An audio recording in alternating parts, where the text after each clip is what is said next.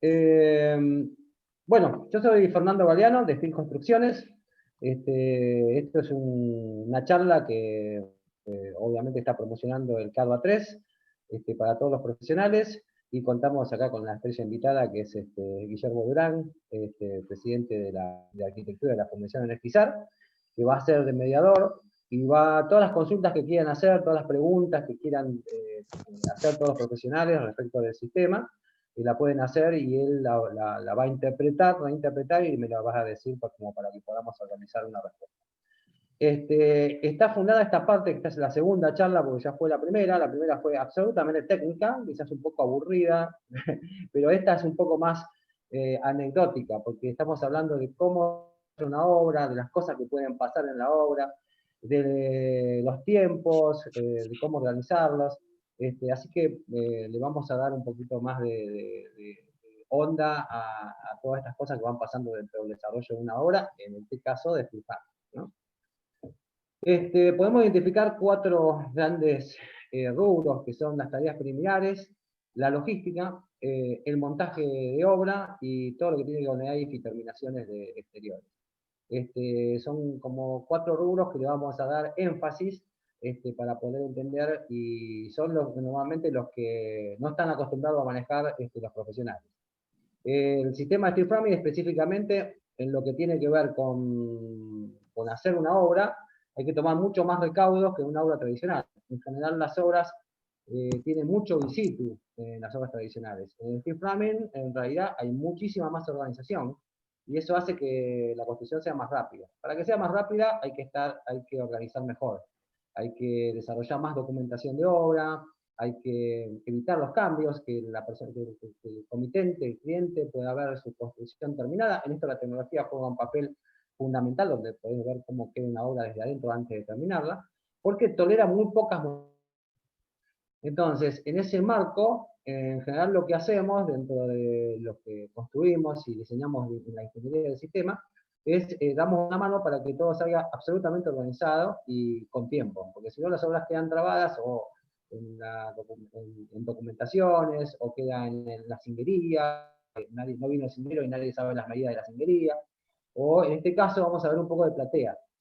Cuando se empieza una obra, hay una ingeniería, un desarrollo de la parte de steel framing, de ubicación de perfiles. Y esto te da una medida de replanteo para la platea.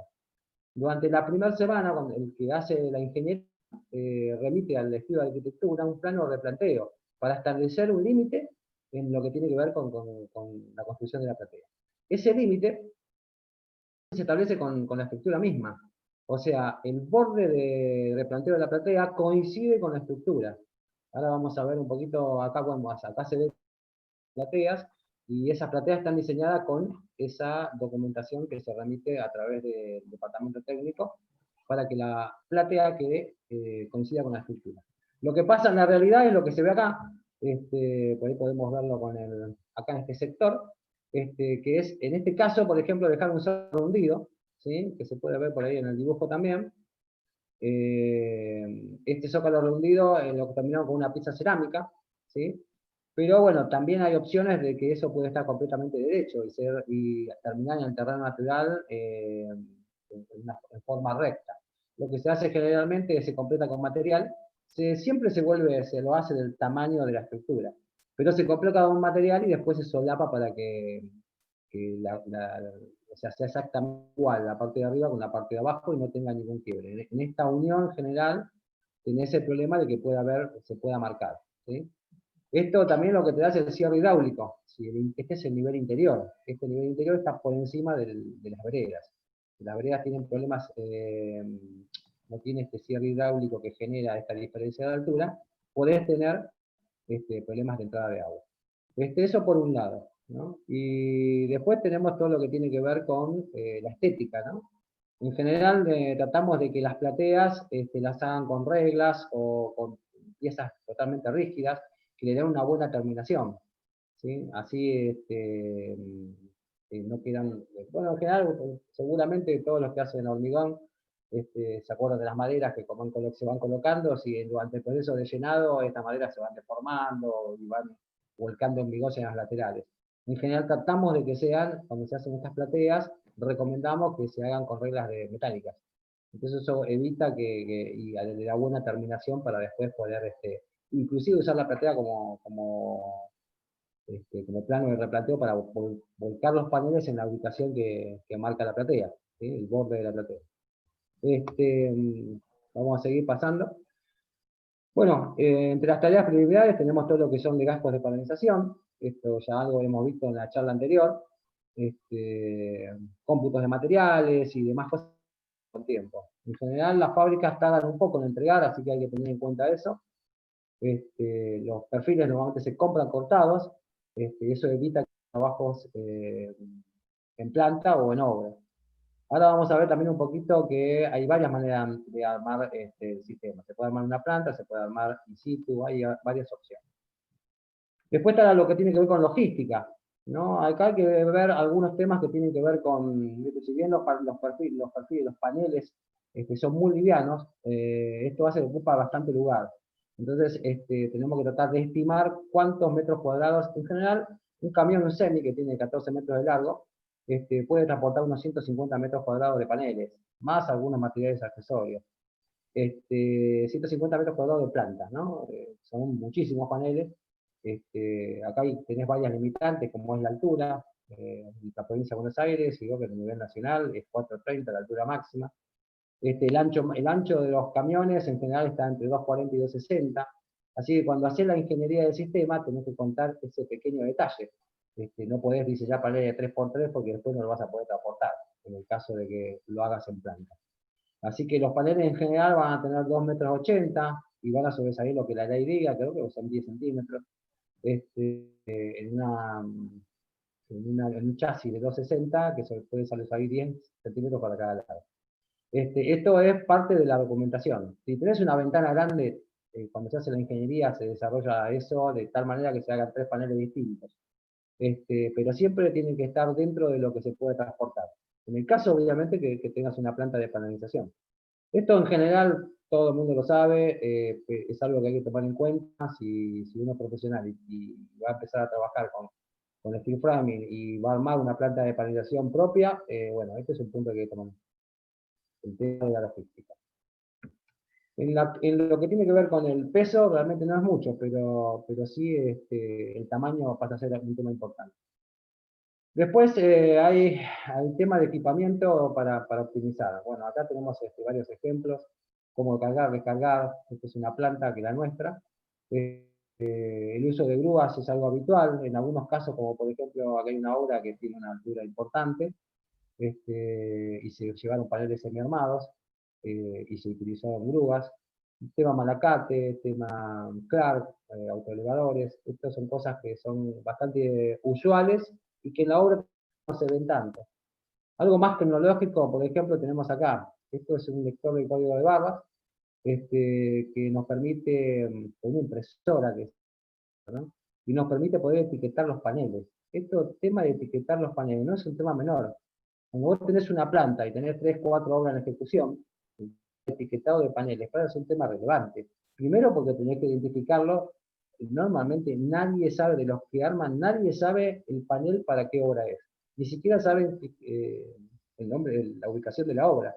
Así que lo que hacen es a través de este etiquetado, que en realidad lo tenés en una computadora, esa información que tenés en una computadora, te permite inclusive poner un código de barra que te puede hasta, inclusive lo que es control de calidad, decir qué panel está terminado, qué panel no, a qué obra pertenece, cuándo hay que cargarlo, en qué sector de la planta se va a copiar.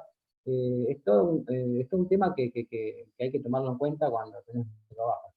¿No? Si vas a hacer una obra sola seguramente no será tan relevante. Lo que sí, desde el punto de vista estético, una cosa es poner una etiqueta de estas y otra cosa es agarrar un aerosol y pintarle un número para poder identificarlo, que no queda tan prolijo ni tan presentable. Nosotros hemos optado por esta tecnología que realmente está muy buena y nos da una muy buena presentación. Les recuerdo que, bueno, todo lo que quieran preguntar, lo pueden preguntar, no hay ningún problema. Está Guillermo para leer las preguntas y transcribirlas y bueno, en la medida en que vayan teniendo alguna duda o consulta, lo van a hacer sin ningún problema porque de eso se trata esta charla. Todo esto, acá hay un 3D muy interesante. Esta es una obra tuya, Guillermo, la de Escobar. El 3D nos puede indicar panel por panel dónde van ubicados. A veces cuando vas a hacer montaje, y las obras son complejas como esta, compleja, uno tiene una montaña de paneles enorme y no sabe dónde va cada una. Este tema del 3D y poder identificar en el 3D cada uno de esos paneles ayuda a que se pueda identificar dónde ubicarlos, en qué sector del terreno. En este caso, hay un terreno bastante escaso, me acuerdo. Pero es bastante interesante usar la tecnología en todos los aspectos para poder facilitar la tarea de montaje. Vamos a seguir pasando.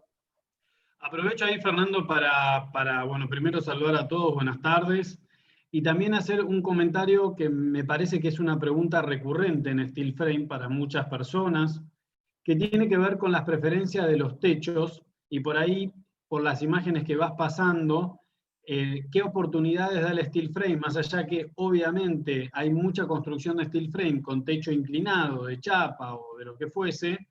En muchas obras también se pueden hacer terrazas, ¿no? Para que sean terrazas transitables o techos más bien planos. La tecnología lo permite, por supuesto, teniendo en cuenta algunas consideraciones.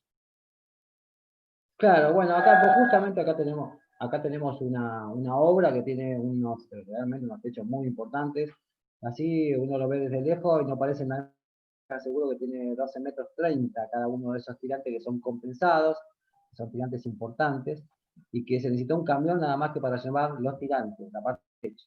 En este caso no se aplicó en machimbre, sino se aplicó... Hay un capítulo que se dedica a esto, lo vamos a ver un poquito más adelante, pero bueno, igual lo voy a mencionar ante de acá, tuya, Guillermo. Sí, el sistema te permite una variedad de terminaciones realmente muy interesantes. En general, nosotros cuando tomamos los proyectos, pedimos que hagan proyectos absolutamente tradicionales, que no tomen en cuenta el sistema, sino que tomen en cuenta como para hacer una obra tradicional.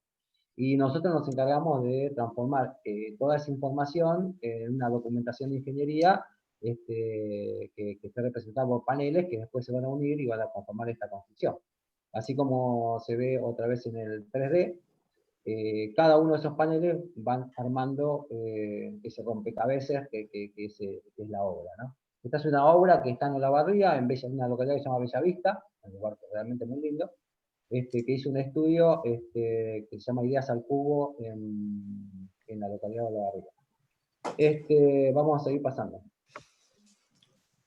Ah, bien, ahí no me enganché, la arquitecta me están soplando, bueno.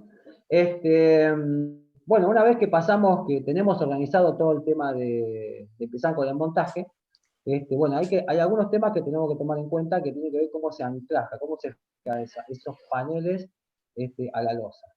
Bueno, acá tenemos un claro ejemplo de un anclaje químico. Esto es una pata o conector, se llama Simpson HD14. Este conector nos permite, en este caso es particular, el trabajo del anclaje es a sobrecargas horizontales. En realidad va con una cartela y un treje, ¿sí? Pero obviamente también está resistiendo cargas de succión, ¿sí? Así que, y uniéndolo a la losa. Nuevamente abajo del panel se pone una cinta. Acá se puede ver un poquito más este tema de las anclajes. El proceso, ¿no? Que es un proceso bastante fino, si lo queremos hacer así. Porque, bueno, el anclaje es químico y el químico necesita un procedimiento, que acá está bastante bien asentado. Una vez que paramos todos estos paneles, está la parte más difícil de la obra, porque es la parte donde la construcción es débil. Siente que si viene la tormenta, un viento fuerte, es muy probable que pueda sufrir. Por lo tanto, a medida que vamos avanzando parando estos paneles, debemos estar anclando, en este caso con flechas, con anclajes también al piso, pero se van poniendo flechas que sirven de escuadras y además mantienen el plomo. Es como para sostenerlo de manera provisoria y en la medida que vaya avanzando la obra, se va entrelazando toda esa construcción de hierros galvanizados y va ganando la resistencia que tiene el sistema, que bien sabemos que es importante porque soporta vientos, cargas horizontales de sismo y vientos hasta 270 kilómetros por hora. Algunos de los materiales que se utilizan durante estas capas que se van poniendo en el sistema desde afuera. Bueno, esto es un control inteligente de vapor. Varias marcas, ¿viste? Tenemos Gucci Graphene, tenemos Sitcom, hay otras como Tyvek, Patagonia, todos estos materiales cumplen la misma función, ¿sí? Es un control inteligente de vapor que permite a la pared respirar, así como cuando ponemos la membrana en el techo, esto también se usa también para el techo, estas mismas membranas, en la pared cumple la misma función, permite que escape el vapor, que no se genere condensación dentro de la estructura, dentro del panel. Eso evita que se deteriore el acero y que esta otra placa que se llama PCB, que es de fibras orientadas, de madera, tampoco sufra por la condensación. Lo que va a pasar con esta placa se hincharía. Entonces, el nivel de humedad dentro del panel tiene que ser óptimo. Y toda esta tecnología lo que hace es justamente que pueda escapar el vapor y no que entre el agua, ¿sí? La función de la placa OSB además tiene otras funciones. Es un rigidizador de los planos horizontales, como lleva un tornillo cada 15 centímetros, de la estructura, además es su sustrato de la terminación exterior, o sea que ahí va agarrada lo que es la terminación exterior, ya sea ley, el siding, la chapa, lo que quieran colocar como terminación exterior. Y no se puede reemplazar por otra cosa. Ahí pueden observar que LP y dice APA, no sé si lo alcanzan a ver. APA es una empresa americana que se encarga de certificar que estas cargas puedan resistir las cargas horizontales. Esta es como igual que cumple la misma función del fleje. Absorber cargas horizontales y transferirlas a cada losa. Y la empresa que hace esta prueba y dice que esta placa sirve es una empresa americana. Y este producto viene con esa prueba. Esto es importante porque a diferencia de un tablero fenólico común, que uno agarra de la punta y se dobla, esta no se dobla, uno la agarra de la punta y la presión es mínima, se levanta toda la placa perfectamente horizontal, ¿sí? Bueno, acá podemos ver un poco, que ya habíamos visto un poquito la otra vez, la semana pasada, en la charla técnica de los entrepisos. El sistema te permite hacer entrepisos que son de carácter húmedo, o sea, que se comportan como una losa. Y esto le da una prestación muy importante, una seguridad y una sensación de confort que no tiene un entrepiso. Nosotros en general recomendamos que cuando se haga un entrepiso tiene que ser húmedo. Esto se comporta como una obra tradicional. No hay ninguna diferencia entre pisar esa losa, que es justamente de una obra tuya, y pisar una losa de viguetas, por ejemplo, ¿sí? Además de que en lo acústico se comporta mucho mejor, porque está absorbiendo ondas vibratorias más largas. Los entrepisos, ahí, bueno, acá hay otra imagen de cómo se van conformando en distintas obras. Estas son todas obras nuestras, eso lo estamos mencionando siempre. También se puede usar las posibilidades que te da el sistema, ¿sí? Puede hacer un techo a dos aguas, un techo como es, con un entrepiso totalmente plano, como es este caso. En este caso, en realidad, en dos de estas obras, en realidad el sustrato donde va a estar la planta alta. Arriba de esto se hace la segunda planta. Fernando, te interrumpo un segundito, ahí justo Luciano hace un comentario y bueno, comenta, valga la redundancia, que ahí el tema de las placas OSB, siempre lo que es el sello, lo que identifica la placa tendría que estar mirando hacia adentro. No sé si hay alguna preferencia en el sentido de que cómo se pone en la placa o para este tipo de obras es indistinto. Sí, y el fabricante tiene una precedencia y recomienda normalmente esa situación. Imagino, que yo no soy un experto en este material específicamente, pero imagino que debe tener que ver con cómo se lamina y cómo se impermeabiliza. Sí hay una preferencia, y bueno, si el fabricante lo dice, hay que tomarlo en cuenta. ¿Sí? Mucho más no puedo decir porque he estado en algunos cursos de LP y sí, es tal cual como decís vos. Obviamente que en el desarrollo de una obra es como tenés un montón de opciones y a veces ni siquiera tenés un pedazo que en realidad ni sea bueno, es como que siempre y cuando pongas una placa entera hay que colocarla de la manera correcta. De lo que tiene que ver con lo que tiene estos entrepisos que habíamos dicho, te da muchas posibilidades. En este caso tenemos dos voladizos de dos obras distintas, uno que está volando entre 2,5 metros y 3 metros, y otro que está volando casi 5 metros. Muchas veces la gente, los profesionales preguntan cuál es la capacidad de ejecución que está en el sistema. Estas son dos obras que uno se hubiera imaginado hace 20 años si se podían hacer este examen y nadie le hubiera dado, y así, no se puede con el sistema. Y sin embargo, hoy, bueno, obviamente con programas de cálculos apropiados, eso es posible, el sistema lo permite. Así como con hormigón, el sistema se puede hacer exactamente lo mismo. Y este es uno de los casos en voladizos, ¿no? Volvemos a un entrepiso, ahora sí podemos ver, los otros era más bien de planta alta, esto ya es un entrepiso que queda expuesto como una cubierta. ¿Sí? Muchos diseños que los estudios de arquitectura plantean se ven este tipo de entrepiso, que pueden ser terrazas transitables, o simplemente porque quieren una estética plana lo más bajita posible. El sistema te lo permite hacer, no difiere mucho de una construcción tradicional, en este caso tiene un alivianado, que es todo este sector que está acá. Este anivelado en realidad lo que hace es le da las pendientes que necesita esa losa para desaguar. Tuviera, por ejemplo, si fuera transitable, esta no es transitable, pero si fuera transitable, esto se impermeabiliza, se coloca una membrana y de una carpeta con malla encima y se coloca un cerámico por encima y esto está apto para que cualquier persona pueda circular y tener una terraza que sea habilitada para las personas, ¿no?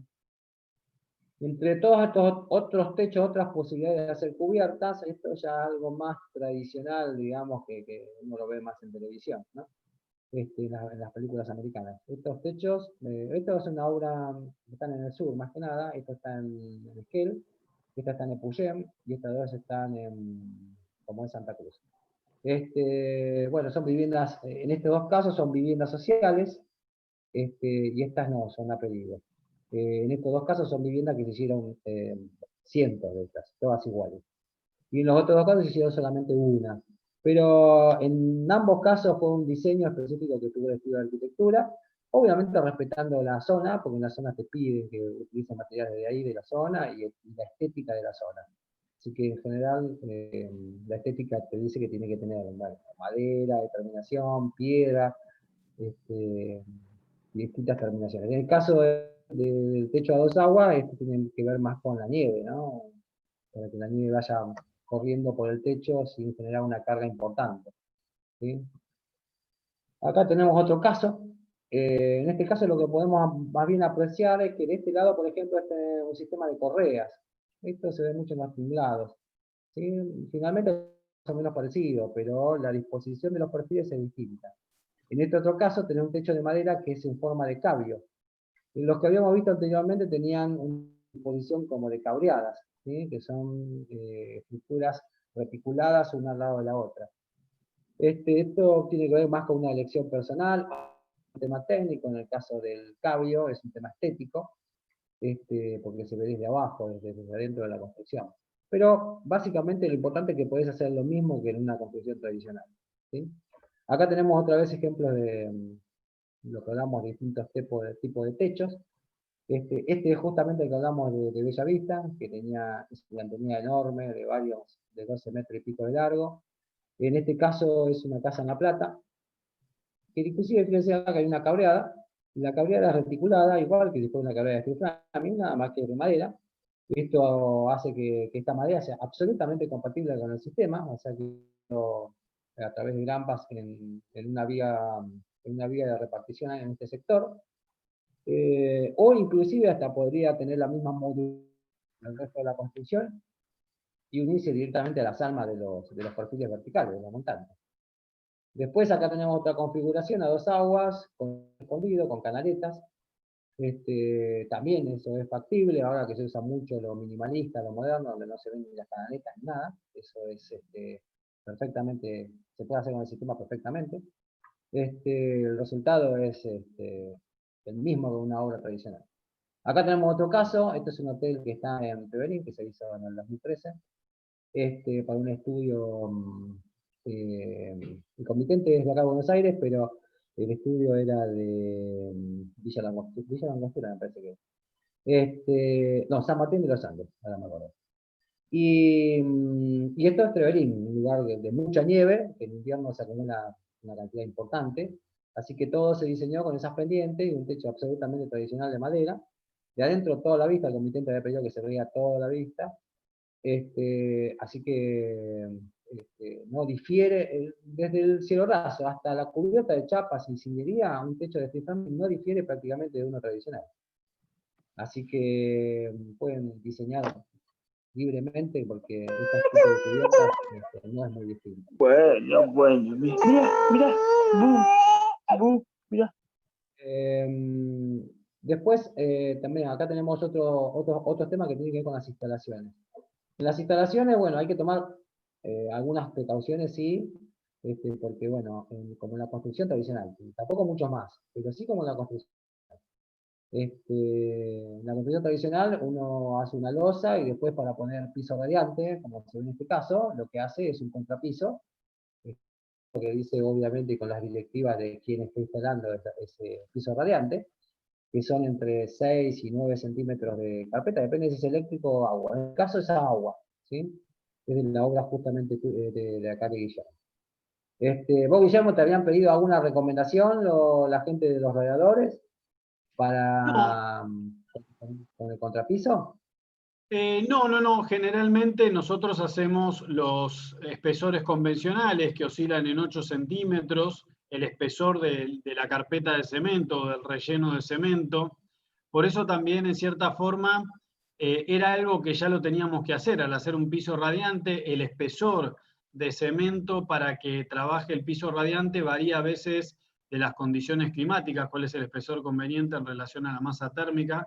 Por eso acá prácticamente no tuvimos que hacer nada extra, porque ese mismo espesor sobre la malla metálica, que puede ser, nosotros pusimos una malla del 6, pero puede ser una malla del 4,2, más arriba el cemento, los 8 centímetros de cemento, así esto que vos decías, Fernando, que parezca directamente una losa, incluso en el voladizo, que ese voladizo, si uno se para en la punta y salta, se podría llegar a notar una leve vibración, pero prácticamente parece, es como una construcción de hormigón. Claro, claro. Bueno, hay un tema que hay que tomar en cuenta a veces cuando se diseña es la altura de los niveles, de los dinteles, perdón. Porque no es como en la construcción tradicional que uno va y mide desde dónde va a quedar, toma el nivel, lo lleva a la pared y de ahí mide el dintel y ahí hace la viga encadenada. En este caso, esta viga dintel que está acá ya tiene que estar contemplada en el diseño porque el panel vino armado. Así que seguramente esos 8 centímetros que cargaron en el departamento técnico, que es la parte donde se hace la ingeniería del sistema, se contempló que tenía para que el nivel finalmente sea el correcto. Esas son cosas que en el sistema hay que tomar en cuenta. En general, lo que tiene que ver con instalaciones, suele pasarse mucho por el cielo raso. Se usan los plenos verticales, ahí se ven modulaciones verticales, y eso hasta el cielo raso, y después a través del cielo raso distribuir las instalaciones. En el caso de radiadores también es más parecido a lo que tiene que ver con el piso radiante. Cuando lo vas a pasar por el piso necesitas ese mismo espacio y si tenemos ese contrapiso no tenemos ningún problema.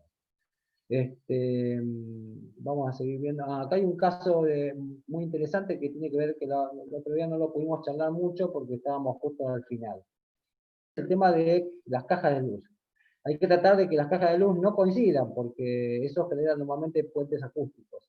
No térmicos porque esto es entre ambientes, es en el interior de la construcción, pero la aislación acústica está dada por la lana de vidrio en los tabiques de separación. Lana de vidrio, espuma celulosa, un poquito de los materiales que hay para aislar acústicamente y térmicamente. Pero bueno, acá tenemos un claro ejemplo de cajas de luz, un corte que se puede apreciar, ¿sí? Esta es una caja, esta es otra caja, y tienen que estar desfasadas, para que no tengan, para que siempre tengan por detrás aislación. Eso hay que tomarlo en cuenta cuando hacemos las instalaciones eléctricas, obviamente. En este caso es el caso de instalaciones eléctricas. Pero también hay que tomarlo en cuenta en todo, ¿no? En todas las instalaciones. Acá tenemos un caso muy típico. Acá lo marcamos con un círculo, aire acondicionado, y ¿qué hizo? Cortó, acá se ve en el círculo, cortó para poner las cajas de aire acondicionado, que es donde están las cañerías, en los paquetes del gas, digamos, que transporta desde el evaporador al condensador. ¿Y qué hizo? Cortó una viga de Intel. Imaginar que todas las cargas que vienen a través de la planta alta, este es un techo plano, a través de la planta del techo, descargan sobre esta viga reticulada y sobre esta viga de distribución, que es una viga tubo. Bueno, acá hay una limitación. En general no tiene muchas limitaciones. Nosotros, estas pocas limitaciones que tiene, normalmente las damos por escrito para que no se cometan esos errores. En este caso, bueno, justo no había un arquitecto, porque había un corto de relaciones entre el propietario y el arquitecto. Entonces, al no estar el arquitecto, el propietario tomó decisiones por su cuenta. Obviamente, y tuvieron que retirar las cajas y colocar los equipos en otro lugar. Pero acá tenemos una clara limitación. Bueno, en realidad, si fuera de hormigón pasaría lo mismo. No tendrías que romper la viga de hormigón para colocar una caja y cortar tampoco los fierros. Esto pasaría exactamente igual. Tema aislaciones. Bueno, acá tenemos un poquito la variedad de aislaciones que tenemos entre tabiques. Hoy habíamos visto que necesitamos una buena acústica entre ambientes. El sistema te da una muy buena acústica de como mínimo 2 veces una pared de ladrillos. Pero hay algunos materiales muy específicos, como la espuma celulósica. La espuma celulósica prácticamente es como para hacer un estudio de radio o un estudio de grabación. La absorción acústica que tiene es enorme. Nosotros tenemos en nuestro Instagram un video, justamente me parece que es de esta obra, donde están proyectando la espuma celulósica que vamos pasando de ambiente, y la máquina que hace un ruido espantoso, enorme. Cuando pasamos al dormitorio desaparece prácticamente el ruido. Es muy llamativo, realmente muy llamativo el tono absorbente que es este material. Hay muchos materiales, no solamente espuma poliuretánica, espuma celulósica. Bueno, vos tuviste experiencia con la espuma celulósica en las obras tuyas, Guillermo. Sí, la espuma de poliuretano, lo usamos mucho. Por ejemplo, en la obra esa que mostraste, la celulósica la vamos a usar ahora en 2 obras que estamos empezando, las de Paranacito, y también otra que usamos es la espuma de poliuretano, que lo que tiene de bueno la espuma de poliuretano, de nuestra experiencia, es que también se puede como poner en distintas densidades, que distintas densidades tienen distintas aislaciones térmicas, y por supuesto uno puede ir jugando con distintos espesores, y por ahí eso hace a que un lugar donde necesita más calefacción se pone más espesor de poliuretano expandido, y también termina de resolver, no solo le suma la aislación térmica a LEIF, sino que rigidiza, y hasta incluso es como otro aislante hidrófugo más que uno termina poniendo en toda la construcción. Y es algo también rápido de poner, y que realmente se nota tanto la aislación térmica, que uno de los desafíos de estas construcciones, por ejemplo en ciertos climas, es darle masa térmica, porque tiene tanta aislación térmica que después la misma construcción con los contrapisos, la losa o los entrepisos mismos o las escaleras de hormigón complementa muy bien la masa térmica, como estas 2 cualidades de los materiales que hacen al confort térmico interior. Sí, sí, sí, uno de los temas en el caso de la espuma celulósica es que por ahí hay que parar la obra y preparar todo, y la espuma celulósica se apoya sobre un panel. Entonces, si el panel es pasante y no tiene de uno de los lados donde apoyarse, obviamente no se puede proyectar. Que en general, cuando tenemos obras que hay espuma celulósica o poliuretánica, la obra un poco se detiene y se arma previamente para que puedan hacer este trabajo. Eso por ahí puede ser contraproducente si no se puede llegar a un buen arreglo con el proveedor de celulosa, porque si tarda y vos paraste la obra justamente para que ellos puedan hacer ese trabajo, ahí podrías tener un problema. Pero en general este producto es realmente muy bueno, un poco más caro que la lana de vidrio y un poco más barato que la espuma poliuretánica. Sí. Sí, debe estar hoy, bueno, hoy no se sabe cuánto está nada, pero de cualquier, imagino que debe estar de entre 2 y 3 veces el valor de la lana de vidrio. Y eso debe ser hoy por lo menos 700 mangos al mes. Acá tenemos ahí lana de vidrio, distintos tipos de lana de vidrio, en distintas densidades y distintos espesores, ¿sí? Inclusive en este caso con aluminio. Se ve en la transferencia térmica que genera y en la transferencia acústica. En el caso de la lana de vidrio nosotros solemos decir que es... Y esto se debe simplemente a que está cortada por los perfiles, o sea, el perfil va a generar un puente térmico entre el interior y el exterior, por lo tanto no genera una aislación continua. En lo acústico la función es óptima, ¿sí? Pero en lo térmico obviamente tiene sus limitaciones. Este es uno de los productos que puede ir. A veces, bueno, acá se puede ver inclusive, si miran en el techo, el techo es un punto generalmente en que hay que prestar mucha atención, porque no suele dar el coeficiente de transmisión térmica el mínimo que se requiere para una vivienda. Así que ahí hay que prestar atención, y si el coeficiente te pide doble lana de vidrio, hay que colocar doble lana de vidrio, ¿sí? Ahora vamos a ver alguna situación más. Bueno, acá tenemos el EPS, que es, según en la fábrica Masterport tiene, por ejemplo, el Masterframe, se llama. Es una placa de Tecopor, como se puede apreciar en este dibujo, no sé si se ve medio clarito, pero en este se ve la placa de Tecopor, que tiene unos agujeros, y eso hace que se pueda deformar. El tamaño de la placa es de exactamente el ancho, que debe venir de 60 y de 40, y en 100 milímetros de espesor o en 70 milímetros de espesor. Esto hace que entre bastante ajustado entre los perfiles, y uno cuando pone las placas de yeso queda apretado como un sándwich, y el espesor es un milímetro más grande que la pared. Entonces, cuando apretas la placa de yeso, se deforman esos huecos que tiene ahí, se deforman y hacen fuerza contra la placa. Hace que entonces uno golpea y parece que fuera macizo. En realidad es este material que está ocupando ese lugar. Por ahí la dificultad Fernando, que tiene... un comentario cortito, disculpame que te interrumpa. Precio de los últimos 5 días, $10 oficiales, celulosa proyectada, 800 pesos el metro cuadrado. Comparto por ahí si ese dato estaba por ahí dando vuelta. Y generalmente el poliuretano... Sí, generalmente el poliuretano expandido está un poco más costoso. Perdón, Claro. la celulosa, sí, la celulosa proyectada, sí. Así que si quieren un rato, para el que le interese, le paso el poliuretano expandido, pero como para complementar ese dato. Y alguien que pregunta algo respecto a la celulosa proyectada, es si suma más, si vos sabés, Fernando, que suma más a la riostre que el poliuretano, que la espuma de poliestireno debe ser espuma de poliuretano. No sé la espuma poliuretano si suma de arrostre. En realidad yo en mi experiencia me dice que en el sur lo usaban muchísimo para sumarle, porque no le ponían ni pleje ni nada, ni siquiera madera, directamente proyectaban. Enchapaban con chapa, porque ya se usa mucho chapa, y proyectaban espuma. Así que probablemente la consideraban como un elemento que suma riesgo horizontal.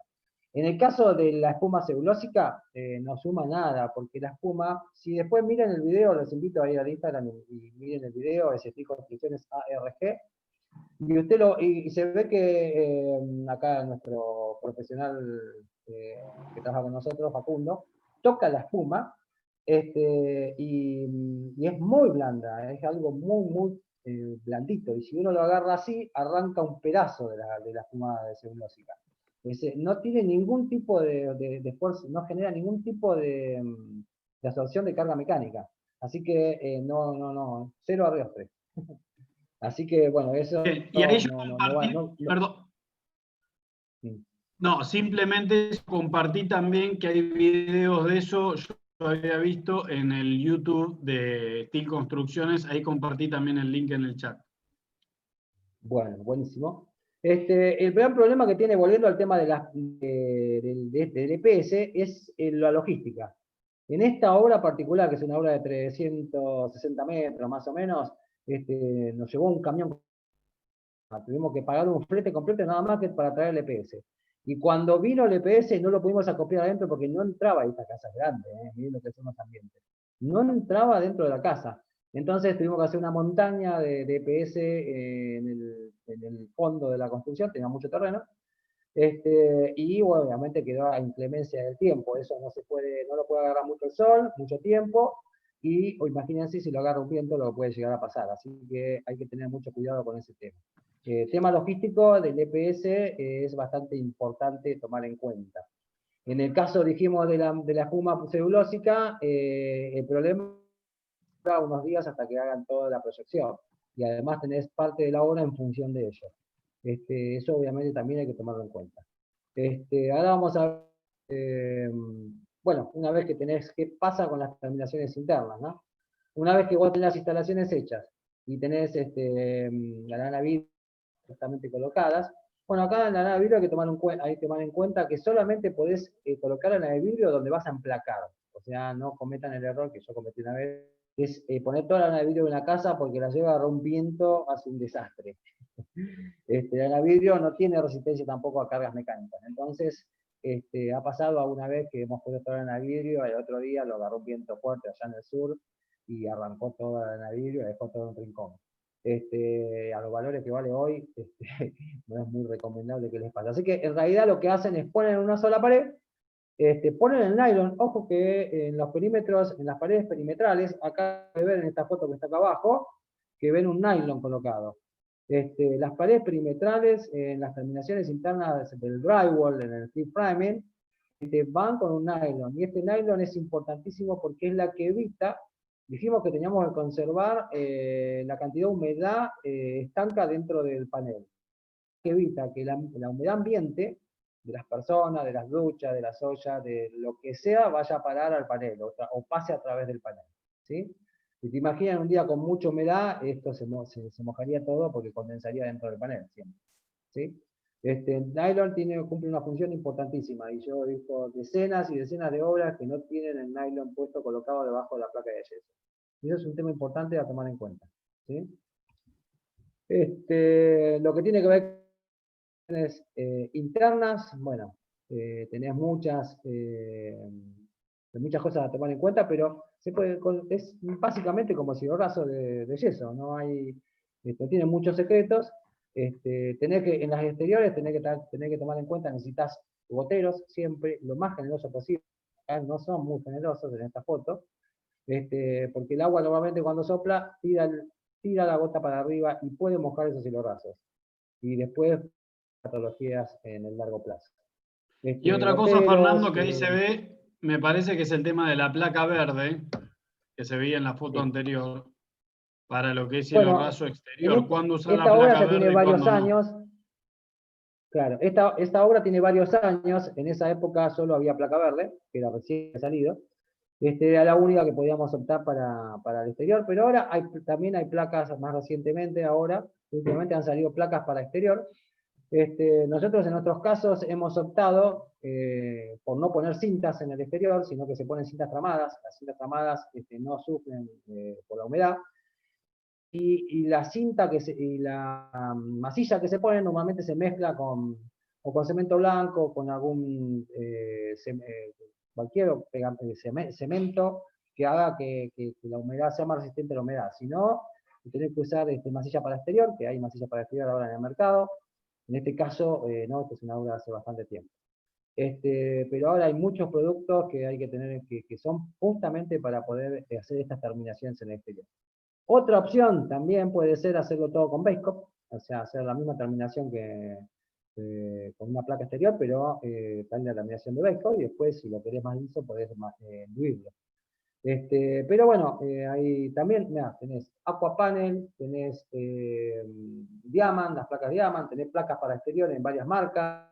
O sea, ahora la cantidad de productos que hay específicos, muy, muy específicos, es abrumadora. Así que se puede poner una placa verde, mucha resistencia a la humedad, O también cualquiera de estas otras placas cumplen exactamente la función. Lo que nunca debemos hacer es poner la separación entre los más de 40 y menos si está en un alero, porque si llega a tener alguna patología de humedad, esa placa va a cambiar y se va a ver realmente mal. En general también es recomendable usar placa de 12,5, no usar la placa de 9. Y bueno, acá tenemos también lo que tiene que ver con aberturas, los vanos de las aberturas. Esta es la etapa donde se puede venir a medir la abertura. Esta etapa se llega muy rápido y depende del sistema de armado, algunos sistemas todavía mucho más rápido. Pero es en el momento en que se viene a medir las aberturas.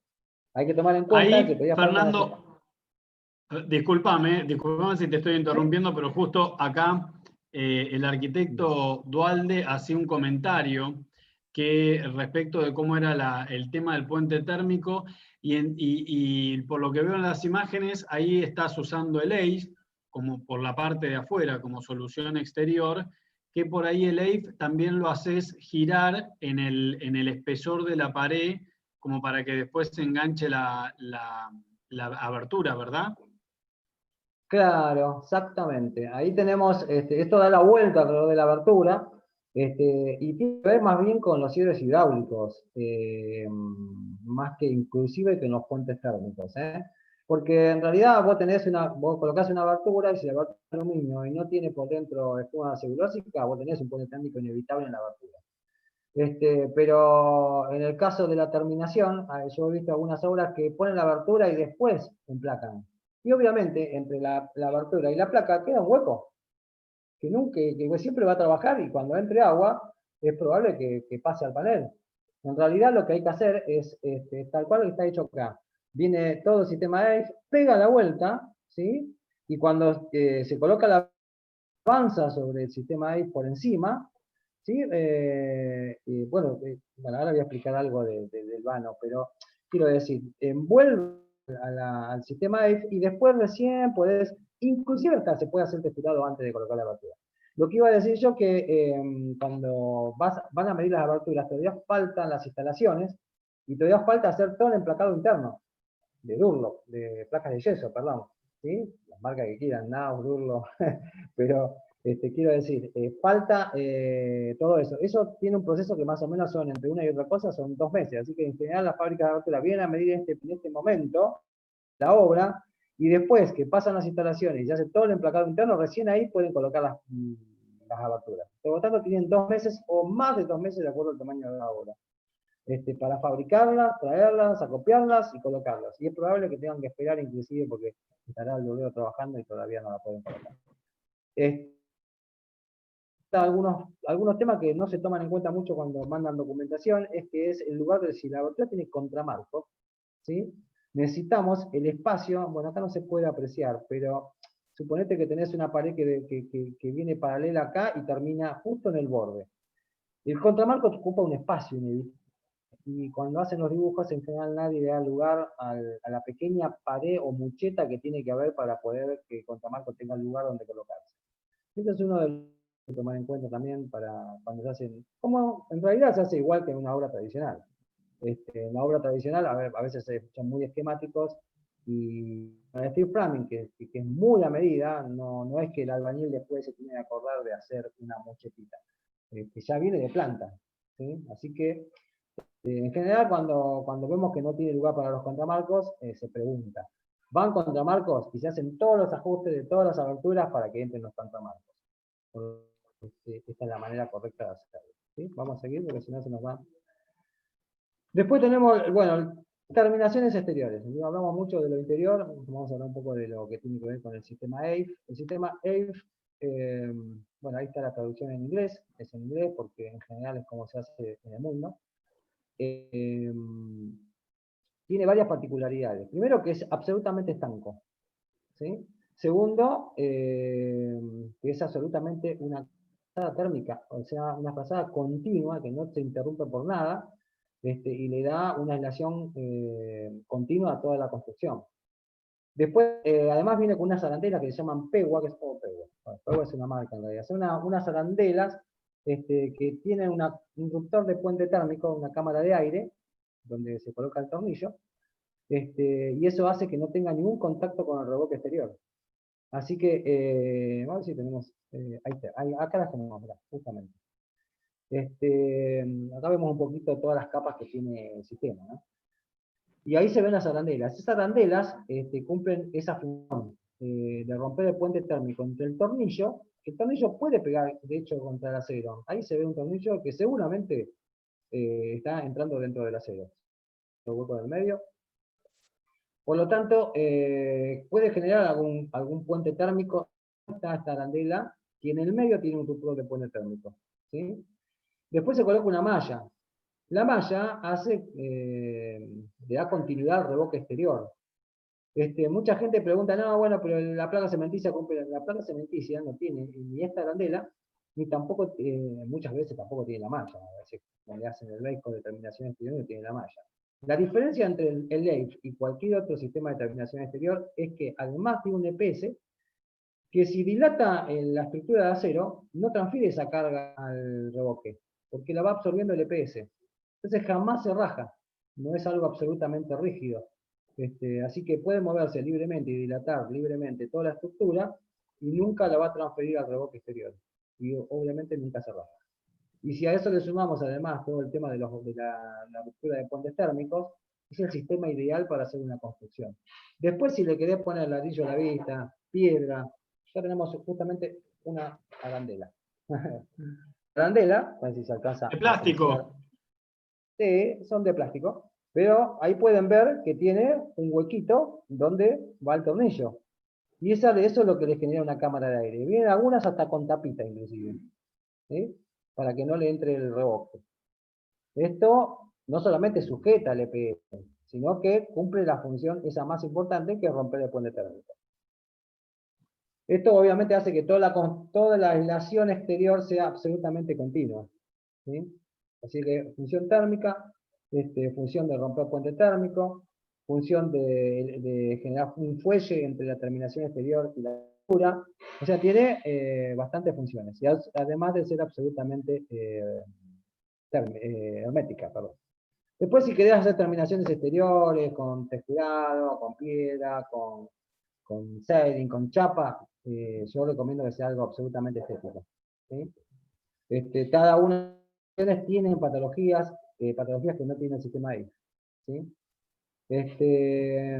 Otro tipo de accesorio, acá tenemos algunas, las cargas, que son con cupertinas. Las cupertinas suelen ponerse por encima de las cargas. El sistema Steel Framing lo que tiene es que, bueno, todas las cargas son falsas en realidad, bueno, cumple la función de carga, simplemente están tapando el techo. Y como son huecas, si existe alguna microfisura, tiene una importante posibilidad de filtrar agua. Entonces, algunos han optado por poner, esta es una obra de Esteban Fabri, justamente, que hicimos nosotros ya hace tiempo. Han optado en las obras de ellas siempre poner este tipo de cupertinas que le pueden dar inclusive hasta una terminación estética. Hay que ver cómo se armoniza con la parte de diseño, ¿no? Hay gente que no le gusta, pero bueno, pueden ser interesantes al momento de definir una obra. Bueno, ahora vamos a un tema un poquito más abierto sobre cómo se pueden hacer las obras, de distintas formas de producir obras, ¿no? Hay gente que hace obras in situ, como en este caso. Esto es un que hicimos nosotros tras la sierra, hace bastante tiempo, donde se hizo completamente in situ. Toda la obra se llevó totalmente desarrollada y se armó en el lugar. Es una forma de hacerlo. Tenemos una pared de ladrillo que ya estaba hecha, por la reglamentación municipal pide una pared maciza en la medianera, pero toda la obra se hizo en forma... Tiene algunas ventajas. Si vas a construir un 8º piso, bueno, inevitablemente no vas a poder llevar un panel hasta el 8º piso. Si vas a hacer, bueno, determinadas obras, realmente un departamento en el fondo, que tenés un piso muy angosto para entrar materiales, paneles, no vas a poder entrar. Entonces se hace totalmente in situ. Obviamente que los tiempos son completamente distintos. Y el control de obra completamente distinto. Se necesita mucho más control, estar muy encima de la gente. Es otro tipo de obra completamente distinta y con más aleatoriedad. Es más parecido a una obra tradicional, si lo planteamos desde el punto de vista de las cosas que necesitan para hacerla. Si bien es más rápida, es lo más cercano a construir de forma. Se bajan los tiempos, pero no tanto como cuando uno construye de forma con paneles armados y con la ingeniería hecha en una planta, ¿no? Acá tenemos, bueno, panelizar sobre la estructura. Esta es una manera, ¿sí? La estructura se paneliza en una planta, se arma, se transporta en un camión. Esta obra es nuestra, pero no me acuerdo en cuál. Ah, esta está acá en La Plata. Más de Citibank en un country. Se carga en un camión, se transporta hasta la obra, y el proceso que se hace en planta es normalmente al mismo tiempo, se hace en simultáneo con la platea de fundación. Así que no te genera más tiempo de ejecución. Cuando está lista la platea de fundación, se empieza el montaje, y se continúa con la obra parando los paneles. Así que después se pasa a las etapas de y demás etapas. Esta es otra manera, también es la más usada en general. Si bien hay mucha gente que ama in situ, hay mucha gente que lo hace por panelización. Esta es una tercera manera. Esto es un panelizado terminado. Básicamente no tiene ninguna diferencia con el anterior. Hay mucha gente que, claro, que por ahí el cuestionamiento que hacen tiene que ver con que le dan funciones a la placa de USB, de darle continuidad a la estructura. Y en realidad es muy discutible porque a veces el diseño no permite que haya continuidad, así que la placa USB funciona exactamente igual. No obstante eso, hay muchas obras que se están haciendo así, y varias empresas, entre ellos nosotros, en muchas obras también lo estamos haciendo así. Y realmente no tenemos ninguna patología como para decir que tiene algún impedimento. Perdón, ahí en la panelización, Sí. por lo que te he escuchado y por lo que he visto en las obras, incluso también en obras que hemos hecho juntos, entiendo que hay dos modalidades. Una es que va el panel con la placa USB y otra que va el panel con la placa USB con el EIF, con la barrera de vapor, Witch o lo que fuese, con el EIF y la primera mano del base coat. Como que esa Claro, el deja punto es solamente entender. una mano de base coat para Sí. la obra. Claro, el punto es entender cómo funciona el sistema y cómo funcionan las placas de USB y cómo funciona cada parte. Si vos, a partir de entenderlo, haces un análisis de cargas y demás, de toda la estructura, y no tenés un eslabón más débil en todo el desarrollo, en realidad no deberías tener ningún problema, ¿sí? Bien. La otra vez hay un caso muy atípico que me explicaban que no, porque si el tema es que finalmente entre dos paneles lo que está haciendo resistencia siempre van a ser los T1, y a veces vos entre dos paneles, entre dos perfiles de espalda le pones 100 tornillos, uno al lado del otro, en zigzag, como hace todo el mundo, y sin embargo esos tornillos no van a trabajar jamás porque en realidad el punto más débil sigue estando en el T1. ¿Sí? O sea, donde hay una tracción, lo primero que se corta es el T1, no los 100 tornillos. Y eso por ahí es entender cómo funciona el sistema. En cómo funciona el sistema también podemos decir respecto de los químicos. Mucha gente pone los anclajes químicos por la succión, para carga de succión. Si bien los anclajes, para ser más preciso, trabajan la carga de tracción, en realidad están diseñados para soportar cargas importantes, como las cargas horizontales que van transferidas a través de los flejes hasta la losa. Entonces, en realidad, el lugar donde tiene que estar el anclaje químico es donde los tiran los flejes, ¿sí? Con los speed expansivos, que van uno por perfil o por medio, en realidad, si la carga de succión que soportan, podrían levantar toda la losa de la casa, ya con solamente los speed expansivos, que son speed para cargas dinámicas específicos para el sistema, ¿no? Así que, bueno, son a veces temas que se debaten mucho, yo los veo en grupos muy, muy debatidos, y por ahí en realidad ninguno está sabiendo realmente o se ha puesto a pensar fino para qué funciona cada cosa y cómo funciona. Pero bueno, no tenemos más, es una forma en que se arma y hay muchas empresas que lo están haciendo. Así que lo tenemos que mencionar porque no es algo que esté mal. Está bien y está correcto siempre y cuando se tome los mismos parámetros que para cualquier otra construcción y se haga el análisis de cargas correctamente. Es más, si vamos a este caso, todavía está más complicado, porque estos son viviendas modulares que se están empezando a poner de moda. Ya de hecho, esta es una empresa argentina, estas son otras empresas. A ver, no, esta es la misma que esta, y esta es una empresa ya americana. ¿Sí? En todo el mundo se están imponiendo este tipo de construcción. Por ahí acá ahora cuesta colocarla en los barrios, porque los barrios te piden muchos requerimientos, un poco que están en contra de estos sistemas totalmente industrializados, pero es como todo. Si en el mundo funciona, a la larga acá se va a que abramos un poco la cabeza y no le pongamos muchas trabas, porque realmente es para donde va la construcción en este momento. Una aclaración ahí sumado a lo que decís, Fernando.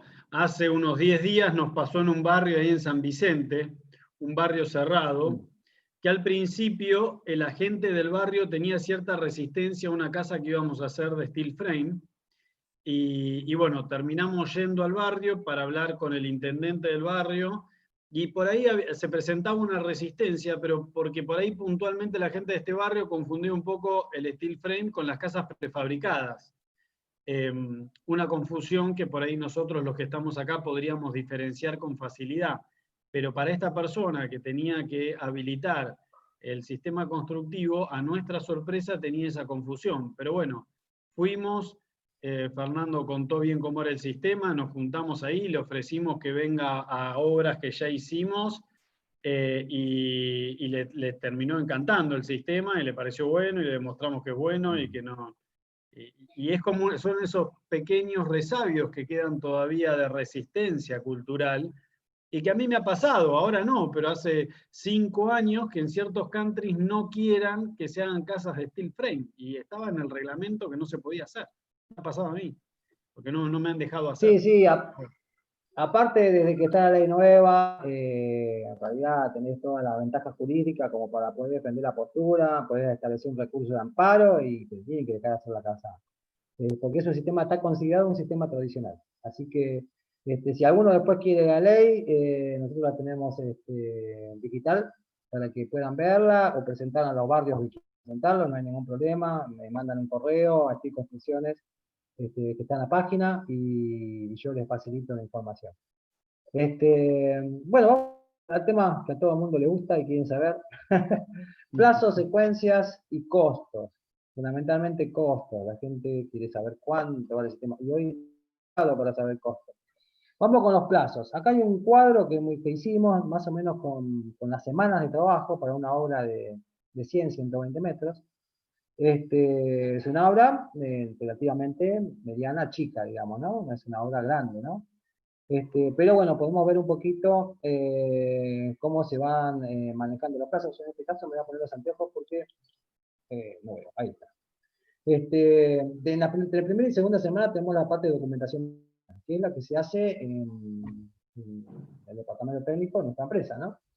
En simultáneo, a partir de la segunda semana, mientras está haciendo se puede hacer la platea de fundación. O sea, le remitimos al estudio de arquitectura, el plano de replanteo de la platea para que arranque con la platea de fundación. Y una vez terminada la segunda semana, toda esa documentación técnica pasa a planta. Y se está haciendo al mismo tiempo que la platea, como decíamos hoy, se está haciendo todo lo que tiene que ver con panelización en planta. Ambos terminan al mismo tiempo, por lo tanto empieza el montaje. ¿Sí? Todos esos paneles, el montaje. El montaje es muy rápido, normalmente una vez que empezás en la segunda semana ya los instaladores pueden arrancar, la sillería se puede empezar a colocar, y inclusive todo lo que es instalaciones, EIF, terminación exterior e instalaciones. ¿Sí? Una vez que se terminaron las instalaciones, tenemos la posibilidad de empezar con la parte de,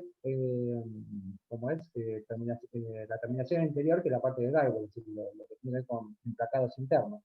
Y finalmente, a partir de ese momento, arrancamos con lo que tiene que ver con pintura, aberturas y artefactos. Podemos decir que entre 16 semanas, no lo veo yo justo acá porque... pero más o menos en esa obra, acá marcamos 16 semanas, como mínimo una obra puede estar prácticamente concluida. En esta cantidad de metros, obviamente si haces una obra de 350 metros, probablemente esto se duplique por 2 o por 3. Y además siempre depende del clima, el factor externo, la coordinación de los distintos rubros. Bueno, obviamente es un ejemplo como para que acá es una obra de 100 metros, está bien. Sí. Esto es más o menos, acá es lo que podemos ver, por ejemplo, que en instalaciones, cuando se hace, esto tendría que estar acá, mira, en platea de fundación. Porque esta tendría la platea las instalaciones debajo de platea de fundación. ¿Sí? Vamos a ir pasando. Costos, antes de esto teníamos el tema de los costos. En general, hoy por hoy es muy difícil establecer costos. Bueno, nada, no se consiguen ni materiales. Bueno, todos estaban medio al tanto de lo que está pasando. Pero nuestros presupuestos orientativos, tenemos un sistema a través de la página web, puede pedir un presupuesto con un costo orientativo y se responde dentro de las 24 horas. Y estamos estableciendo que una obra de 100 metros de este mismo tamaño, y más o menos así como esta, puede rondar en promedio los 31 a 32 mil pesos. ¿Sí? El metro, la parte específica del sistema Stiframen, o sea, sin platea de fundación, sin aberturas, sin cerámicos ni pinturas, específicamente la parte en seco. Y si Base la coat, obra es perdón, termina el base coat exterior y adentro la placa de roca de yeso, ¿no? Como para claro, representar. la completa, toda la parte en seco completa. Con el sistema EIF y todo, con el techo, la cubierta, sin la cingería, pero sí con los silorrazos y todas las capas que van por encima del silorrazo hasta el techo, ¿no? Bueno, eso es más o menos. Hay que tomar en cuenta que no es la misma para una obra de 300 metros, no es la misma para una ampliación en planta alta de 30 metros, ¿sí? Que puede llegar a tener más de 40 metros. Y más si no tiene terraza, o sea, que tiene un techo de chapa, o hay que hacer todavía es generar la terraza donde te vas a apoyar, los costos pueden ser obviamente bastante más. Yo, una ampliación de 30, 40 metros, tranquilamente puede superar los 40.000 pesos hoy. ¿Sí? Esto va cambiando porque tratamos de congelarlo en valor dólar oficial, pero bueno, hasta inclusive en valor dólar oficial a veces, como el caso de la chapa de techo, como el caso del acero, puede tener inflación en dólares, así que, bueno, eso es bastante variable. Pero bueno, por lo menos a día de hoy tenemos los valores. Bueno, acá hay un tema que les cuesta a todos los profesionales, o no a todos, pero a la gran mayoría. Steam Construcciones es una empresa que está hace ya un tiempo, pero empezamos con los medios digitales en el año 2008 más o menos, cuando salió Facebook y AdWords. AdWords es el sistema de búsquedas, ¿sí? Por internet. Y ahí es donde se logró realmente imponer, no solamente colaborar con la imposición del sistema en el mercado, sino con nuestra empresa dentro de lo que es el mercado de la construcción. Hoy por hoy hay cientos de obras ejecutadas, nos siguen evidentemente casi 13.000 personas en Instagram, ahora vamos a pasar al Facebook, y en el Facebook, bueno, el Facebook es más antiguo obviamente, por lo tanto ustedes podemos ver acá que entre 25 y 26.000 seguidores, o sea, mucha gente realmente le gusta el sistema, no es porque nos iban a nosotros por nada en especial, en realidad a la gente lo que le gusta es el sistema Stiframen. Y no hay muchas páginas que tengan esa cantidad de seguidores. Esto, dos cosas. Uno es que a la gente realmente le gusta el sistema y ha pegado. Y segundo tema, es un tema a considerar para los profesionales. Las redes sociales, la digitalización de los profesionales y de sus empresas, es un tema que no se puede postergar. ¿Sí? Hoy para mostrar una obra, sea de Stiframen o lo que sea, necesitas adquirir conocimiento de esto, capacitarte en estos temas. Afortunadamente nosotros lo hicimos en su momento y realmente hemos conseguido realmente un resultado óptimo. También hoy también tenés posicionamiento a través de Google Maps, donde podés presentar la empresa, inclusive hacer publicidad. La página web es un elemento importante, eso no quepa ninguna duda, todavía nosotros la tenemos, ahí está. Pero no es el elemento fundamental. Hoy la interacción pasa más por las redes sociales. Así que nosotros desde nuestra humildad lo que hacemos es Normalmente, ahora vamos a ver un poquito acá, lo que, bueno, acá podemos observar, perdón, a ver ahí. Podemos mirar que cuando tenemos una obra profesional, por ejemplo, las obras de tuya, Guillermo, ¿qué hacemos? Arrobamos al estudio de arquitectura para que la persona, para que el comitente que está en el estudio de arquitectura en la zona de Escobar, o en la zona donde está el estudio, pueda, a través de esta publicación que hacemos nosotros, contactarse con él. Esta de Chivilcoy, de Flor, de una arquitecta que está allá, esta obra de Santiago de Módena, de Bolívar, y así cada una de estas obras tiene está robado, y la tecnología permite de que alguien en Chivilcoy o en La Barría, que ahora estoy haciendo una obra en La Barría, pueda ir al arquitecto de La Barría, ver su obra a través de las redes nuestras y contactarse con este arquitecto. Así que los invito, si nos quieren seguir, es un trabajo que hacemos para toda la comunidad de profesionales y que trabaja con nosotros. Obviamente, la idea es generar una sinergia con ellos y ir para adelante con este sistema que realmente es muy bueno. Bueno, tenemos algunos ejemplos de obras, ¿sí? Porque la gente muchas veces me preguntan, qué se puede hacer y qué no con el sistema. Esta es una obra de Esteban Jauregui, que se hizo hace unos años, y se puede apreciar, tiene un diseño, es una obra grande, tiene 170 metros, y se puede apreciar que ellos No me llamaste. No, yo te para que vean dieron nomás. un diseño bastante interesante. Esta es otra obra que se hizo tras la sierra, Luciano se llama, Gómez, creo que era. También con mucha piedra, con un diseño para la época que se hizo, ya estamos hablando del año 2006, 2007, me parece que fue, 2008 como mucho. Muy interesante. Esto está en Trevelin, es un lodge de pesca, es una construcción de casi 1000 metros cuadrados, muy de la zona, digamos, ¿no? Piedra de voladura, siding, quedó color madera. Ahí se puede apreciar, ¿sí? Muy grande. O sea que se ha adaptado el sistema a este tipo de construcción. Esta ¿Hasta también, cuántos esta está en pisos se Esquel. puede hacer, Fernando, perdón? ¿Hasta cuántos pisos se puede hacer? ¿Hasta Mira, cuántos pisos se puede hacer? nosotros hemos tenido experiencia hasta 3 plantas, pero la otra vez hablando con Esteban Jauregui, él me decía que se puede hacer hasta 4, o sea que hay como una autorización, no sé si expresa o no, se puede hacer hasta 4 plantas. Ahora vamos a ver una que tiene 3 plantas. Incluso, Acá se puede... yo he visto edificios, obviamente haciendo estructura de hormigón independiente, pero eligiendo el sistema steel frame, anclándolo de la parte exterior por temas de puente térmico, por temas de velocidad, por temas de armar los paneles de la parte de afuera. O sea, he visto hacer edificios de la cantidad de pisos que uno quiera, con estructura de Claro, hormigón. nosotros no nos ha tocado, hemos pasado algunos presupuestos, pero hasta ahora no nos ha tocado hacer revestimiento de edificio, así tipo muro curtain wall y eso. Pero sí, obviamente que es mucho más rápido, mucho más sencillo. Inclusive la otra vez que me preguntaron hace muy poco, le dije, si van a hacer un edificio y lo quieren hacer con el sistema, pregúntenme porque hay una manera de que esa pared se haga como si fuera el curtain wall de los vidrios, del vidriado, donde los soportes quedan en el lado del hormigón y uno va levantando los paneles, lo va apoyando y lo va apoyando hasta llegar arriba. Ni siquiera es que tiene que ocupar el lugar del cuadrado entre las columnas y la losa. No, hay maneras de hacerlo si se diseña de antemano, que son Claro, rapidísimas. va de afuera. Acá Sí. tenemos otra con otros tipos de terminaciones, como chapa. Esta es una obra, no me acuerdo ahora de la arquitecta, está en San Fernando, la chica de la actriz, la dueña.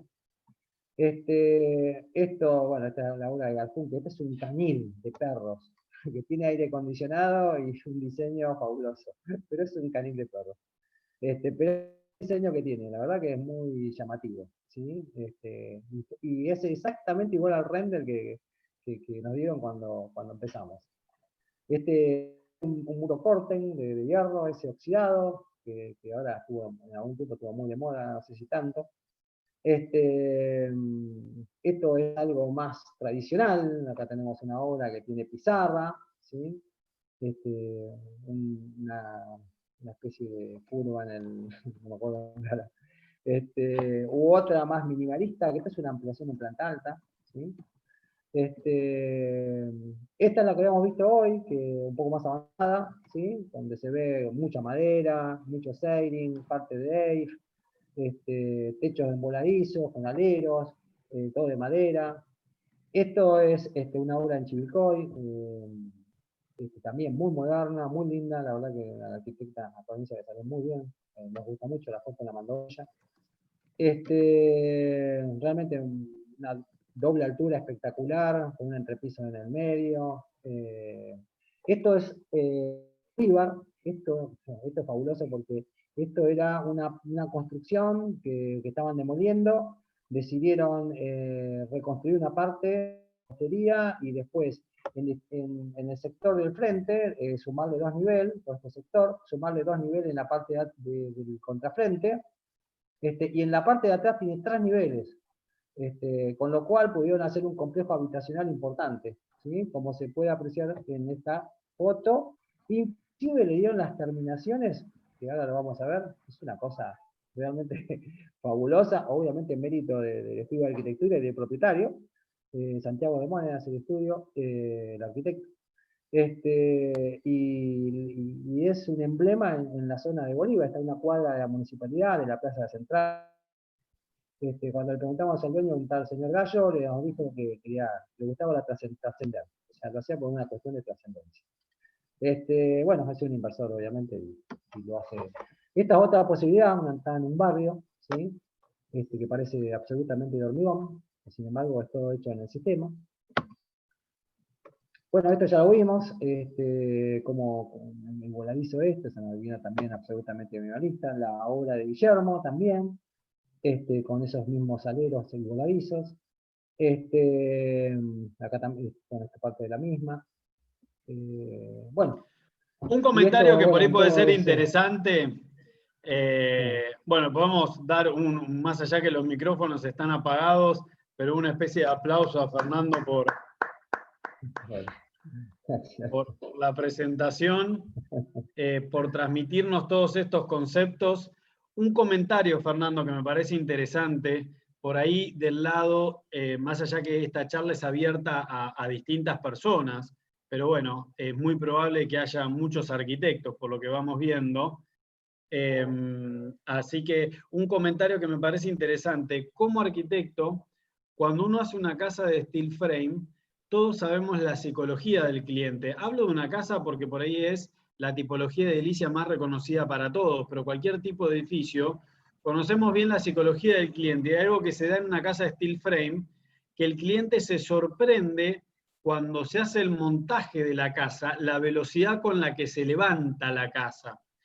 Y eso es algo que termina siendo, por lo menos de mi experiencia, como un reaseguro de la satisfacción del cliente cuando ve que la obra es limpia, que por ahí son variables que al principio analizan otras cosas, porque no tuvieron la experiencia de construir con steel frame o no conocen gente, pero cuando ven que hacen la casa de steel frame, ven que la obra es más limpia, ven que la obra es más rápida en el tema del montado, que es más clara el montaje de la instalación, y eso también genera como una tranquilidad psicológica, por decirlo de alguna manera, en el proceso de la construcción, que todos sabemos que los clientes se compenetran mucho en el caso de la vivienda puntualmente. Claro. Sí, sí, realmente en general la gente no puede ver, se obra, se dice, no puede ser, no, está como emocionada realmente, ¿sí? Cuando ve que en muy poco tiempo, la gente, yo les trato de explicar igual, en realidad no está ni el 30%, pero la gente ve que ya estamos techando en las pocas semanas y dice, wow, no, realmente sí.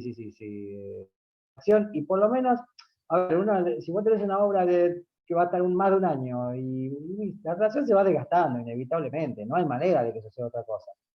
Pero si vos tenés una obra que en las pocas semanas el cliente de sonrisa de oreja a oreja siente satisfacción porque ve un concretado y haciéndose realidad rápidamente, es como que es más fácil llegar hasta el final de la obra.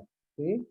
Y encima de eso ha pasado, porque esto ha pasado, en esa casa que vimos que tiene terminaciones de chapa, el propietario, Pablo, un día se acerca y me dice, Fernando, acércate porque quiero que escuches esto. Yo digo, se escuchará un ruido, digo, de la chapa, el chaperío de afuera, digo, de la terminación. No, pero que no escuchás, no, le digo yo. Pero ¿cómo no escuchás? No se escucha nada, me dice. O sea, a ver, lo que le llamaba la atención es que Y que ponía el no se escuchaba oído y nada. no en una zona de veredas, en los acantilados allá del río de la Plata, en zona norte, contra el río, donde hay muchísimos árboles y muchísimos aves y demás, él estaba dentro de la casa y no escuchaba nada. Y estaba sorprendido del silencio que había. Entonces, claro, vos decís, bueno, en una construcción tradicional, en realidad, los tipos quieren que te vayas, que te termine la obra de una vez, no verte nunca más la cara, y no, el nivel de satisfacción en general de una obra de steel framing realmente es muy alto, y es un proceso que si está bien digitado y bien trabajado, y vos vas adelantando cada una de las situaciones que se van presentando, porque tenés la experiencia para poder hacerlo, realmente hasta puede ser muy satisfactorio. Así Qué bueno, y que, algo, sí, y algo que, bueno, que sumado a lo que decís vos, Fernando, después en oposición, todas las otras etapas que son más determinación, los clientes a veces se preguntan y dicen, che, ¿por qué no avanza la obra? Y por ahí las otras etapas no se ve tanto visualmente los avances y eso después nos queda a nosotros absorber esas presiones. Acá por ahí, por ejemplo, algo que están preguntando es el tema de la resistencia estructural, que por ahí eso nos podés profundizar esto de los tipos de espesores de 1,6 milímetros, 2 milímetros que hay en los perfiles, que eso le da una capacidad estructural claro, enorme a la construcción. Y por otro lado, el tema de la oxidación de los perfiles, que bueno, son galvanizados y también preguntan un poco sobre eso. bueno, vamos con el primero, la oxidación de los perfiles. Un perfil organizado, bueno, para que yo a veces es difícil explicarlo, porque yo digo que, a ver, yo le digo que dura 300, 600 años, la gente dice, no sea exagerado, estás exagerando, ¿cómo sabes eso? Pero he hecho este ejemplo. Si usted pone un techo de chapa, ¿sí? Expuesto al ambiente, a los ácidos, en una posición horizontal, como sabe que todo lo que caiga lo absorba, tierra, mugre, lo que sea, ¿sí? Un techo dura 50 años. Y les voy a contar una cosa. La chapa de techo tiene una cantidad de galvanizado que se llama Z140. Son 140 gramos en ambas caras por metro cuadrado, ¿sí? El steel framing, primero que ya vamos Z275, 275 gramos por metro cuadrado en ambas caras. Esto es el doble de protección. Y si lo ponemos encima, en posición vertical, cosa de que en realidad no tenga una exposición al 100% a todo al clima, o a todas las partículas que se depositen arriba. Encima lo revestimos correctamente para que no sufra condensación, y además para que esté protegido del ambiente, y tenemos todas las membranas que corresponden. Es obvio que 50, 60 años no va a durar varias veces más. Los ingenieros han determinado que es galvanizado, que es un ánodo, ¿sí? Tiene un desgaste, se come, se consume, en un proceso que puede durar entre 300 y 500 años. Así que la vida útil es extensísima, de eso no podríamos dudar. Respecto a la capacidad de absorber carga, estamos en cuenta que es un acero de alta resistencia, con frío, y que viene en varios espesores. Primero, vamos a decir que un perfil normal, el más finito del sistema steel framing, tiene, si contás con 0,89, sin el galvanizado, el 0,92, 0,93, con el galvanizado. Pero en una esbeltez de 270 tenemos las tablas, que dice el ingeniero Darín junto con Olympics, creo, que nos dicen que tiene una resistencia a cargas axiales, obviamente correctamente en aproximadamente 856 kilos de carga axial, o sea, solamente a la compresión, ¿no? Donde no hay otra carga que esté deformando. Solamente a la compresión, 856 kilos. Si vos tenés en una obra de 150, 140 metros, unos 200 o 300 perfiles de eso, la resistencia a cargas axiales es monstruosamente grande. Son muchísimas toneladas, decenas de toneladas que puede soportar. Claro, el tema de steel framing no tiene que ver tanto que ver con la sumatoria de cargas de compresión, sino más bien con cargas horizontales. La carga horizontal genera que el trabaje de distinta manera, se llama flexocompresión. Entonces, tiende a rotar, tiende a hacer otros movimientos distintos. Todo eso tiene que ver con las reglas del arte de construir con este sistema. Si la persona conoce cuáles son las fuerzas que están involucradas y cuál es la técnica para compensarlas, en realidad, por eso se llama correctamente arrastrado de esa carga, porque correctamente arrastrado es justamente la regla del arte para construir con este sistema.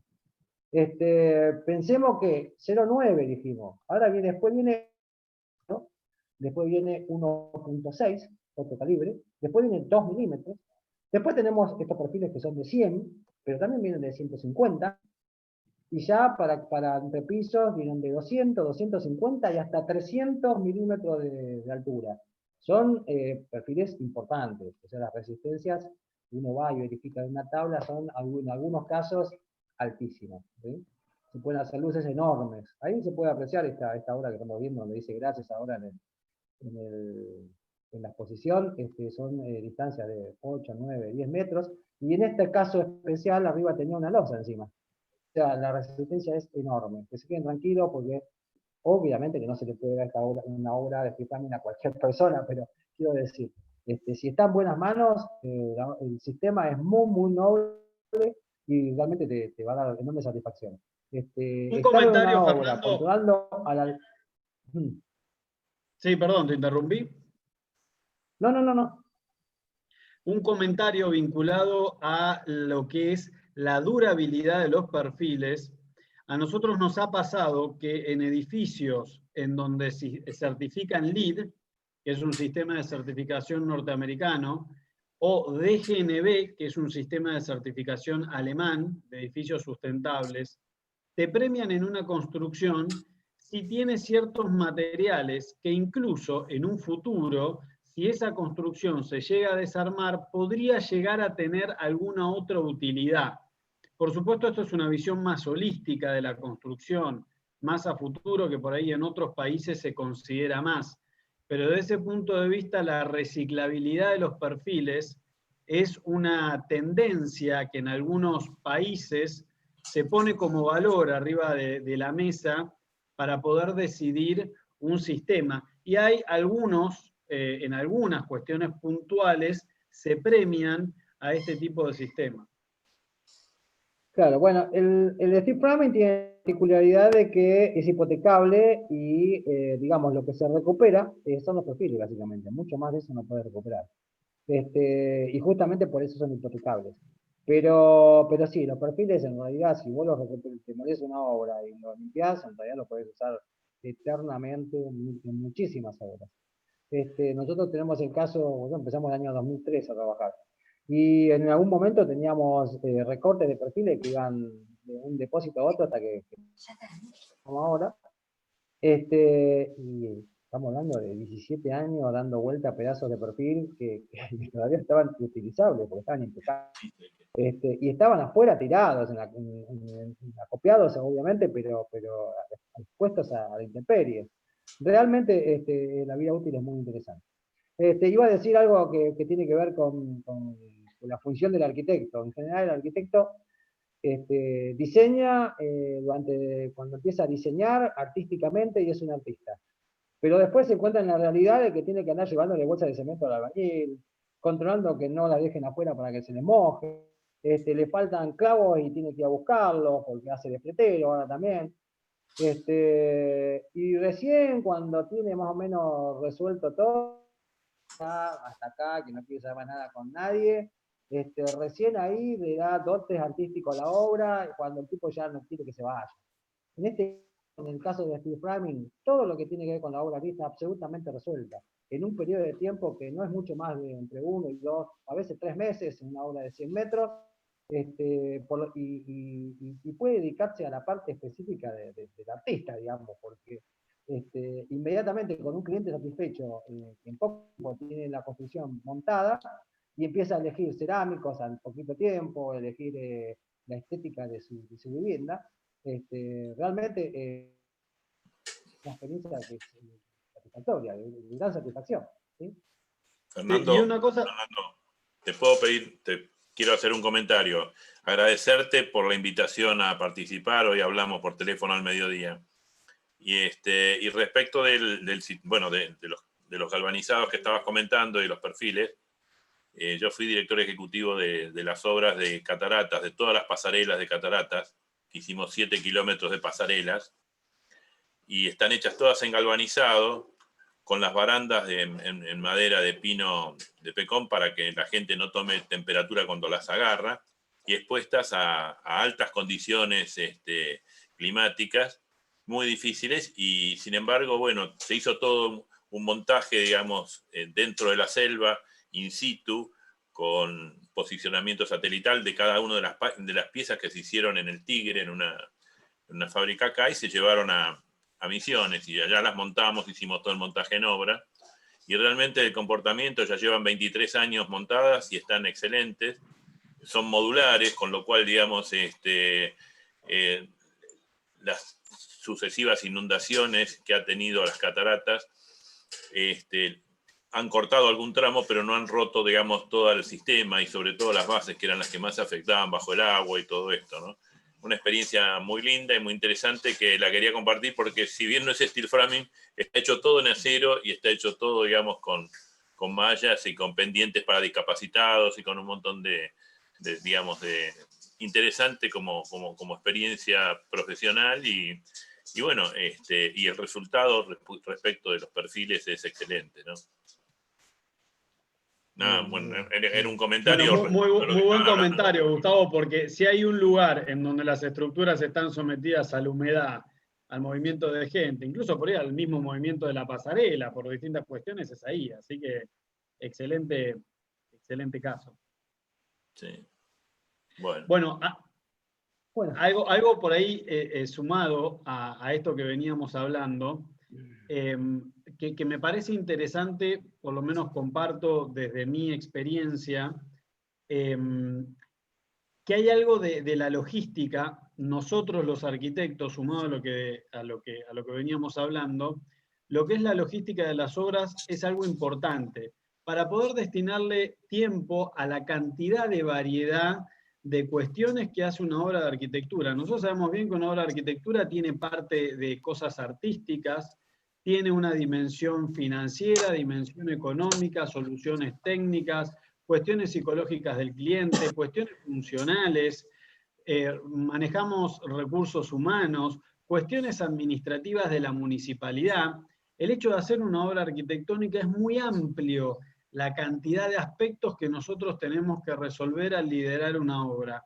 Y algo que de mi testimonio es interesante con el steel frame, es que toda la parte de lo que corresponde al steel frame, más allá de steel construcciones, digo como sistema, y también por supuesto hablando de steel construcciones, es algo que nos queda bastante bien resuelto, y uno prácticamente puede diseñar la casa libremente, como uno la quiere, con cualquier estilo, por decirlo de alguna manera, más allá que Adolf Loos decía que no había estilos, y bueno, hay mucha teoría sobre esto, pero saben que me interpretan bien. Uno puede diseñar la casa como uno quiere, y el sistema puede aprenderse, en el buen sentido, al diseño que uno está haciendo.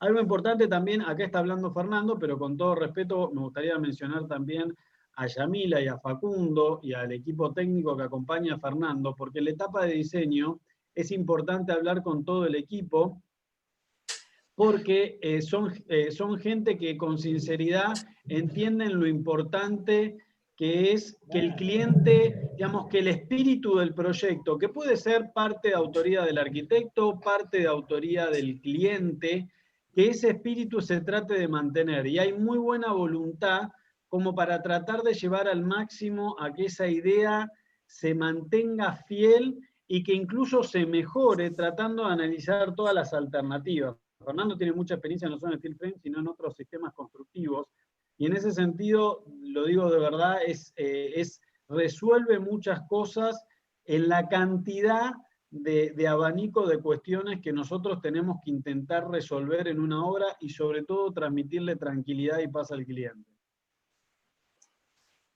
Gracias, muchas gracias, Guillermo. Gracias, Guillermo. Saludos. Saludos. Hola chicos, una alegría verlos. gracias a todos, ¿eh?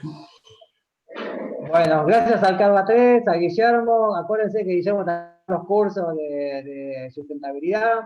a través de su estudio y de la Fundación Energizar. Y bueno, los que quieran seguirnos en Facebook, encontrar a nosotros también bueno, inclusive para cotizar o para ver lo que vamos haciendo. Cotizaciones ARG. Y bueno, nos encontraremos en alguna otra charla o en obra, va. Mucho gusto, saludos a todos. Fernando, felicitaciones. A vos también, Guillermo, en nombre del Colegio de Arquitectos, y a todo tu equipo, Fernando también. Sin dudas, los vamos a tener en cuenta para alguna posible obra o posibles obras. Guillermo, si querés explicarle sobre tus cursos, que siempre, la verdad que son muy interesantes. Acá los chicos me piden, por favor, decirle a Guillermo que cuente los cursos que están bárbaros. Ellos hicieron justamente uno. Bueno, muy amable. Simplemente nosotros damos cursos de sustentabilidad en lo que son sistemas constructivos, lo que son energías renovables. Tenemos una empresa también que nos dedicamos a proveer, instalar y fabricar energías renovables. En los cursos vemos, por ejemplo, sistemas de agua de lluvia, sistemas de reciclado de agua, sistemas de domótica, sistemas de calefacción para construcciones. Vemos construcciones en los distintos tipos de clima, a lo largo de toda la Argentina, climas de amplitud térmica, climas fríos. Los invitamos a que entren en la página Habitar Sustentable, la parte de cursos, ahí pueden ver los cursos, pueden entrar, preguntar, a disposición para lo que necesiten también desde las redes sociales, Habitar Sustentable en Instagram. Así que bueno, gracias Fernando por la oportunidad y también para cualquier consulta que necesiten, a disposición. Guillermo, sería interesante que me pases tu celu o tu mail, así mantenemos el contacto con el Colegio de Arquitectos. Por favor. El de Fernando Perfecto, lo tengo, me faltaría el tuyo. Perfecto, mi mail es info@habitarsustentable.com o gduran@habitarsustentable.com. Y bueno, el celular también te lo paso, no hay ningún problema. Bien. Lo pueden ver en la página, pero bueno, después si querés te lo paso también. 6272-1980, por cualquier cosa. Y desde ya, Alejandro, para lo que necesiten, para nosotros una satisfacción, porque en todas estas experiencias aprendemos entre todos. Gracias también a todos los que preguntaron, los que participaron, los que hicieron todas estas preguntas, que podamos aprender más de Fernando y del equipo. Gracias, chicos. Fernando y Durán, notable lo de ustedes. Excelente. Gracias, Alejandro, Excelente. por la oportunidad. No, por favor, gracias a ustedes.